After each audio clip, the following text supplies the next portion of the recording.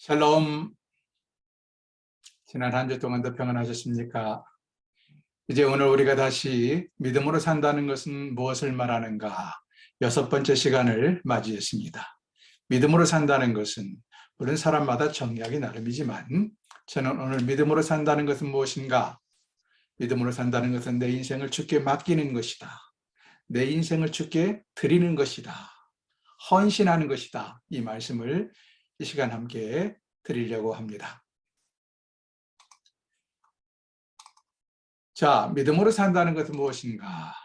오늘 6번째 시간에는 내 인생을 주께 맡기는 것이다. 한번 따라해 보실까요? 내 인생을 주께 맡기는 것이다. 여기서 맡긴다는 것은 단순히 의지한다는 개념이 아니고 나를 주께 드린다는 의미입니다. 드린다, 나를 주께 헌신한다, 그런 의미입니다. 그래서 맡긴다라는 말씀보다도 오히려 드린다, 헌신한다 이런 의미로 생각을 하시면 좀 더 이해가 쉽겠습니다. 그렇다면 헌신한다, 헌신이란 뭐냐? 헌신이란 하나님께서 나를 만드신 그 사명을 이루어드리는 생애를 살고, 하나님께서 나를 만드신 그 사명, 목적을 이루어드리는 생애를 살고, 이 일을 성취하도록 그분의 능력을 의지하겠다. 내심으로 하는 것이 아니라 그분의 능력을 의지하겠다는 결단, 이것이 바로 헌신이다. 뭐 어렵게 생각할 것 없습니다. 우리가 아는 헌신, 나를 드린다. 뭘 위하여? 하나님의 목적을 위하여 나를 드린다. 이렇게 생각하시면 되겠습니다. 하나님 말씀을 보면 잠시 성경 같이 보실까요? 베드로전서 4장 2절에 보시면 그 후로 다시 사람의 정욕을 좇지 않고 오직 하나님의 뜻을 좇아 육체의 남은 때를 살게 하려 함이라. 사람의 정욕을 좇지 아니하고 인간의 마음대로 살지 아니하고 오직 하나님의 뜻을 좇아 나의 남은 생애를 산다. 이것이 뭐예요? 헌신입니다. 예수를 그리스도로 만나기 이전에는 내가 내 인생의 주인이 되어서 내 마음대로 살았다 할지라도 이제는 하나님의 뜻대로 하나님께서 나에게 원하는 것이 무엇인가, 나를 만드신 목적이 무엇인가를 깨닫고 그것을 이루어드리기 위해서 사는 것, 이것이 헌신입니다.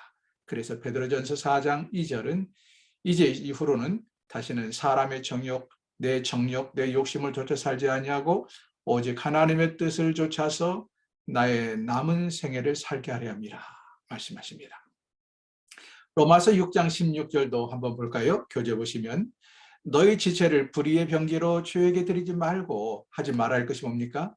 우리의 몸을 불의의 병기로 주에 드리지 말고 반면에 오직 너희 자신을 죽은 자 가운데서 다시 산 자 같이 하나님께 드리며 너희 지체를 의의 병기로 하나님께 드리라. 지금 대조적인 두 말이 나오죠. 너희 지체를 불의의 병기로 주에게 드리지 말고 너희 지체를 의의 병기로 하나님께 드리라.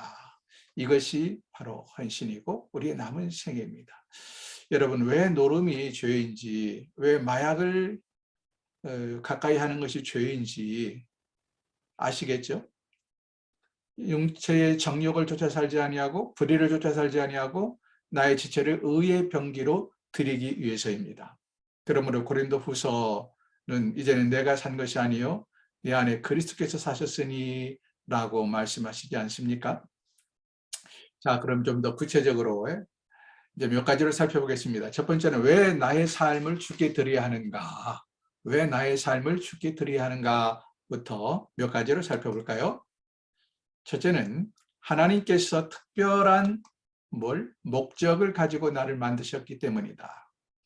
하나님께서 나를 아무렇게나 재미삼아 만든 것이 아니고 하나님은 나를 특별한 목적이 있어서 나를 만드셨기 때문에 나의 삶을 그 목적대로 쓰임받도록 드려야 된다. 갈라디아서 1장 15절 함께 시작. 그러나 내 어머니의 태로부터 나를 택정하시고 은혜로 나를 부르시니가. 내 어머니 태로부터, 내가 뱃속에 있을 때부터 누가 나를 택하여 정하였어요? 택해 정했다. 하나님께서 나를 택정하셨습니다.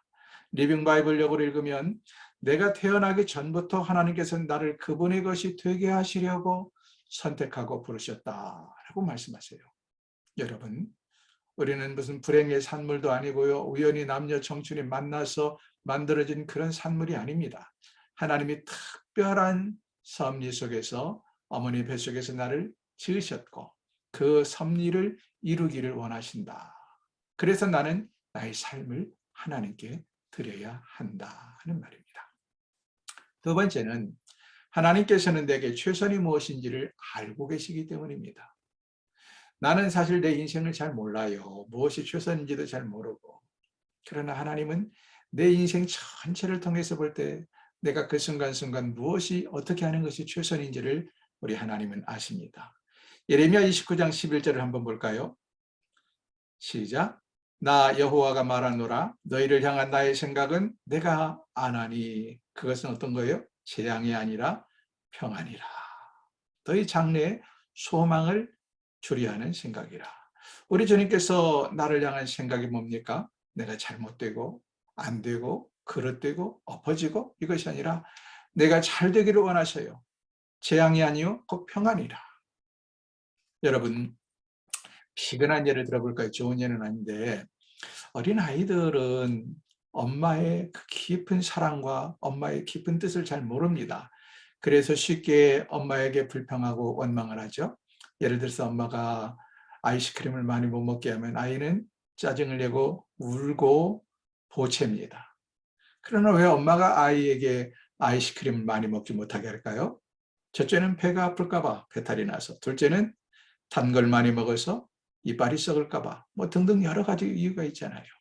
그런데 이제 그 아이가 점점 커가면서 어른이 되고 식견을 가지고 의식이 생기면 아, 우리 엄마가 이래서 나의 체질을 알고 차가운 음식을 많이 못 먹겠구나. 아, 내가 그렇게 엄마 말씀을 듣지 않아도 이가 다 이렇게 일찍 썩었구나. 늦게 깨닫게 되시죠. 여러분, 어떻게 인간의 부모와 하나님을 비교할 수 있겠습니까? 인간의 부모도 자기 자식에게 최선이 무엇인지를 알기 때문에 그렇게 하는데 하나님은 우리의 모든 우주를 만드시고 전능하신 분입니다. 그분은 내게 최선이 무엇인지를 아시기 때문에 나는 그분에게 헌신해야 한다. 이런 이야기입니다. 세 번째는 무엇일까요?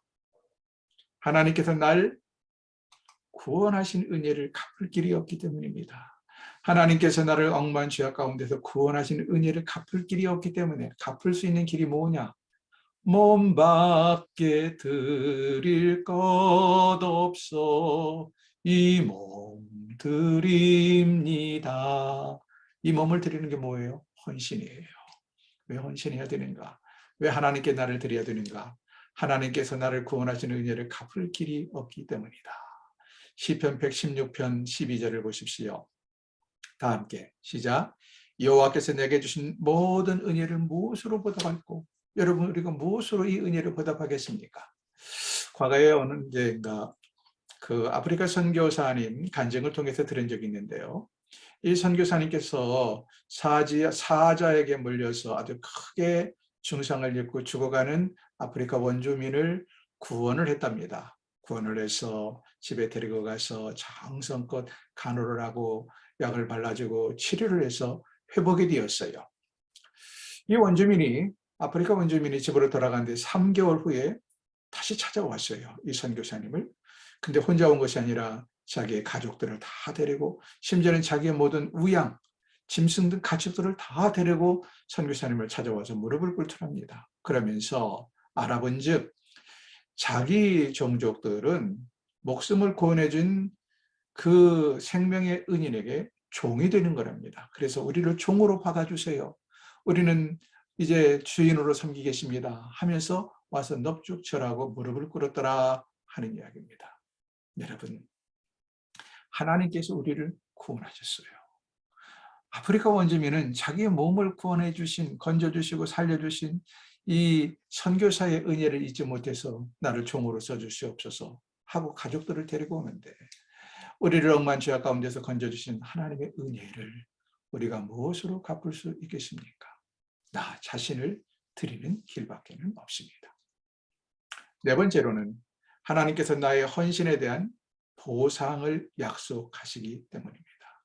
내가 하나님께 헌신하면 하나님은 결코 그것을 외면하거나 잊지 않으시고 반드시 몇 배, 몇십 배, 몇백 배로 보상을 해주시기 때문에 우리는 하나님께 헌신해야 된다 하는 말씀입니다.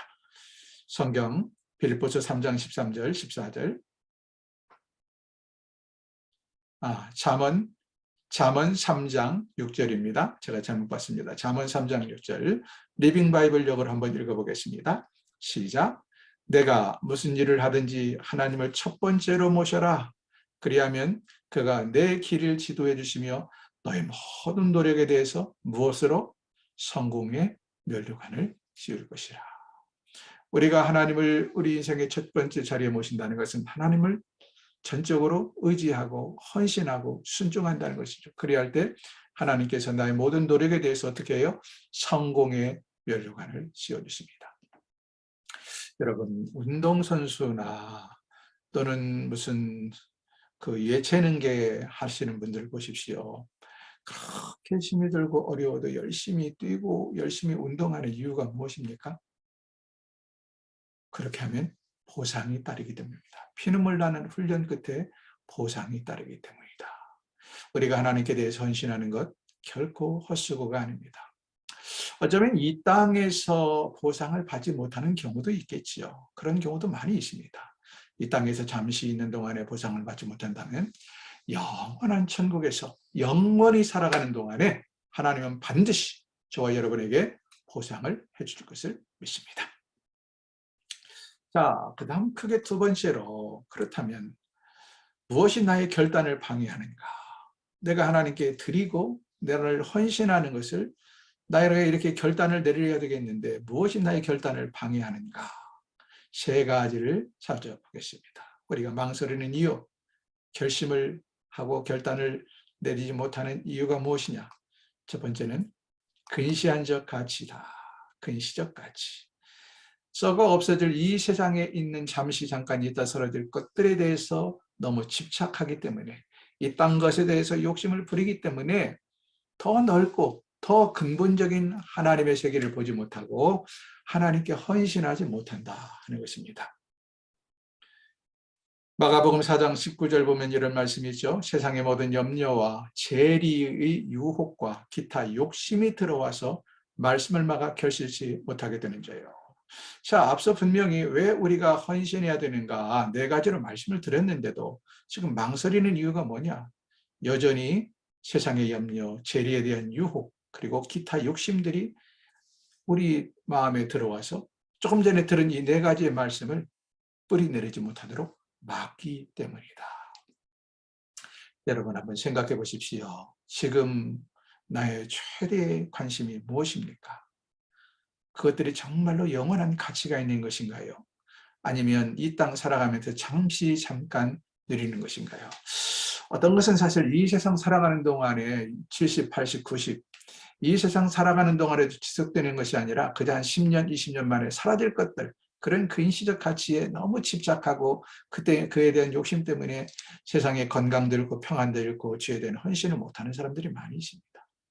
아니 좀 길게 가면 이 땅 80년, 90년, 100년 사는 동안에 누리고 그 다음에 천국에 가지고 가지 못할 아무런 가치를 갖지 못한 것들, 천국에서 가치를 갖지 못한 것들에 너무 집착해서 우리는 하나님께 헌신하지 못하는 것들이 많습니다. 이 요한일서 2장 17절, 이 세상도 그 정욕도 다 지나가되 오직 하나님의 뜻을 행하는 이는 영원히 거하느니라. 여러분, 저 세상에서, 영원한 세상에서 빛나는 것은 이 세상에서 잠시 잠깐 반짝거리는 것들이 아닙니다. 근시적 가치를 포기하지 않는 한, 버리지 않는 한, 이 땅에 대한 욕심, 이생에 대한 욕심을 버리지 않는 한 우리는 하나님께 헌신할 수 없습니다. 두 번째 이유는 뭘까요? 과거의 실패입니다. 과거의 실패. 옛날 속담에 자라보고 놀란 가슴, 소뚜껑 보고 놀란다 말이 있는데요. 가끔 주변에서 보면 어떤 한번 크게 실패한 사람은 그 실패가 두려워서 그 실패에 묶여서 다시 일어나지 못하는 분들을 많이 보게 됩니다. 여러분, 그것들이 하나님께 헌신하지 못하도록 방해하는 요소가 되기도 합니다. 그러나 빌립보서 13장을 보십시오. 빌립보서 3장 13절 보면 형제들아 나는 아직 내가 잡은 줄로 여기지 아니하고 오직 한 일, 뒤에 있는 것은 어떻게 해요? 다 잊어버리고라고 말합니다. 과거의 실패, 이것도 잊어버리십시오. 잊어버리고 앞에 있는 것을 잡으려고 표대를 향하여 쫓아가더라. 우리의 생애는요, 뒤에 있는 것은 잊어버리고 앞에 있는 것을 잡으려고 달려가는 인생이 되어야 됩니다. 과거에 실패했던 경험도 뒤에 있는 것입니다. 과거입니다. 잊으십시오. 이것을 잊지 못하고 집착하는 사람은 앞으로 나아갈 수도 없고 성공할 수도 없습니다. 실패는 성공의 어머니라 누가 말했나요? 에디슨이 말했죠. 수없이 많은 실패. 그는 그렇게 많은 실패를 하면서도 그 실패에 얽매이지 않고 과거를 다 버리고 미래를 향하여 달려나갔습니다. 우리 주변에서 보세요. 성공한 사람들의 공통적인 특징이 뭔가? 실패를 딛고 일어난다는 거예요. 실패에 묶여있지 않는다는 것입니다. 근데 여전히 한 번의 실패를 경험하고 일어나지 못하는 사람은 여전히 그 실패 속에 헤매고 삽니다. 여러분, 성공하는 삶을 살기를 원하신다면 과거의 실패에 묶이지 마십시오. 세 번째로, 자기 덫입니다. 자기 덫, 자기 올무. 이건 뭐냐면 자기 교만이에요. 자기 교만. 자기 힘으로 뭔가를 이루려는, 자기의 능력으로 뭔가를 하려는 일종의 교만을 여기서는 자기 덫이라는 말로 표현을 했습니다. 마가복음 8장 35절 시작. 누구든지 제 목숨을 구원코자 하면 잃을 것이요 누구든지 나와 복음을 위하여 제 목숨을 잃으면 구원하리라. 제 목숨을 구원코자 자기 스스로 구원하려고 했어도 자기 스스로 구원할 수가 없어요. 근데 자기 덫, 자기 의, 자기 열심, 자기 교만에 빠져서 하나님께 모든 걸 맡기지 못하고 전적으로 헌신하지 못하는 사람들이 많이 있다 하는 것입니다. 하나님께 맡기십시오. 자기 능력을 행하려 하지 마시고 전적으로 하나님께 맡기고 하나님, 내가 하나님의 이끄심대로 순종하겠습니다 라고 나가야 합니다. 어떤 할머니가 이제 가는 차를 얻어 타게 됐어요. 큰 보따리를 들고 있다가 가는 차를 얻어 탔어요. 그래서 이 차를 타고는 이 할머니가 그 큰 보따리를 여전히 그냥 메고 있는 거예요. 머리에 이고 있는 거예요. 그래서 운전기사님이, 그 차 주인이 그럽니다. 할머니, 왜 무겁게 그것을 미고 있어요? 왜 메고 있어요? 내려놓으셔도 됩니다. 그러자 할머니가 뭐라고 말한 줄 아세요? 저를 태워주고 하는 것도 고마운데 어떻게 이 짐까지 내려놔요? 그랬답니다. 물론 우스갯소리죠. 여러분, 우리가 하나님을 믿는다는 것은 나의 모든 근심과 염려와 나의 모든 짐까지 내려놓는 것을 말합니다. 자기 덫에서 해방되어야 합니다. 마지막 네 번째로는 염려입니다. 안 되면 어떡할까 하는 염려, 더 나아가서 두려움. 현재 삶의 현장에서 필요한 것들 때문에 찾아오는 두려움이 있어요. 내가 주님께 전적으로 헌신했다가 또는 주님께 전적으로 이것을 드렸다가 이걸 못 지키면 어떡하나, 내 생활이 어려워지면 어떡하나, 이런 현실에 대한 염려와 두려움이 우리로 하여금 더 하나님께 헌신하지 못하게 만듭니다. 마태복음 6장 32절 보세요.